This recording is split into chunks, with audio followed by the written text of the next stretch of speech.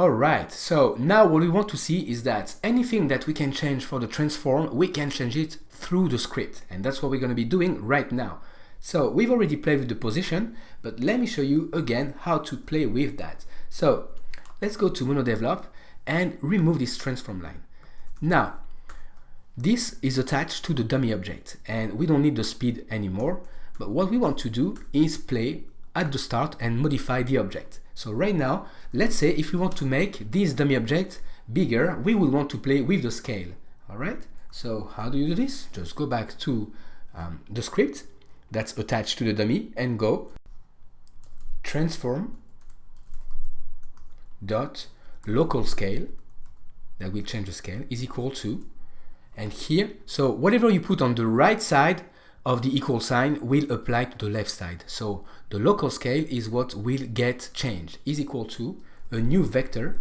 Now I'm going to explain you what a vector is, and here the vector is, and we're going to put the size of it. So it has three attributes, x, y, z, and vectors are basically a quantity or an amount in three directions. So here it's x, y, z, and basically means that it's the units that will apply on the object on the x-axis, the y-axis, and the z-axis.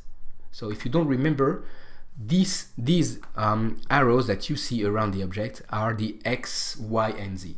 Now this is the x, this is the y, and this is the z. Okay, and you can play with it to know. Look, right now this is the z actually, and you can move it and see it. Okay, so the y is actually the one going up here in this specific scene. Now it may not be true in every scene that you have, depending on how your objects are moved together, but I guess this is the most used one because this is the default one that I applied here. Okay, so this is the y and this is the z and x.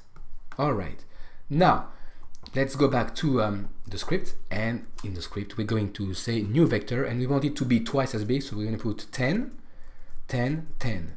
As you can see, you can separate all of these by a comma. By the way, in C# you always need to finish a line with a semicolon. If you don't do that, then the instruction is not going to work. All right, save this, file save. Now let's go back to the code, to Unity, I'm sorry, and press play.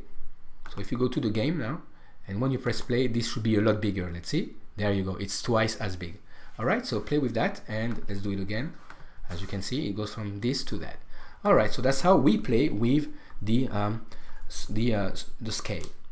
Now there are other things you can play with, and you can know everything that you can play with. It's under transform. So if you start typing transform dot, because in C# when you put dot, you get all the attributes or actions that you can perform on the object.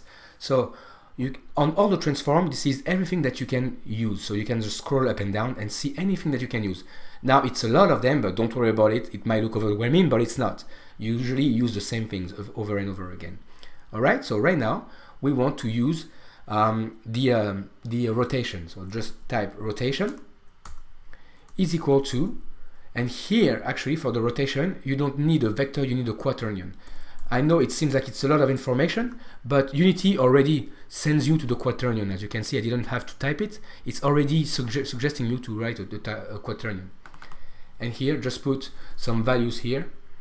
I'm going to to put values like, let's say 90, 90, 90. So that's X, Y, Z, and then W, I'm going to put 0. Usually put 0 for W, that's the easiest way to go. All right, save this, Command S, go back to the code, go to Unity and press play. And now this should rotate. And as you can see, it did rotate. All right, so it rotated in multiple directions. Now, sometimes it's a pain to write vector 3 and you're not sure exactly what you want to write.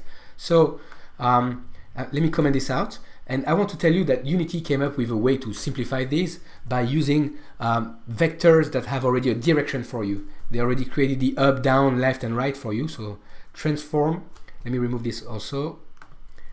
Transform dot, and here we will put position is equal to vector 3 dot, and as soon as you do this, you have the down. So look at the properties: forward, left, and so on. 1, right. So right now I'm going to click on right, and I'm going to say times 10, meaning that we're going to move in the right direction times 10.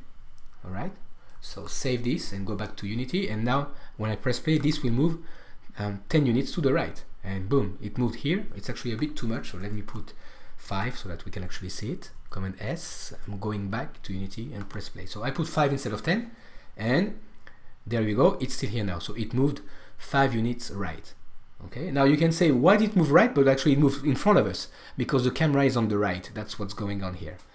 All right, so that's what you need to know about position, rotation, and local scale. These are the 3 major ones you will be using, because if you go to the inspector, right here you will see the transforms are all here. Okay, so know and start playing with them, start to move things up, down, left and right, and try them all.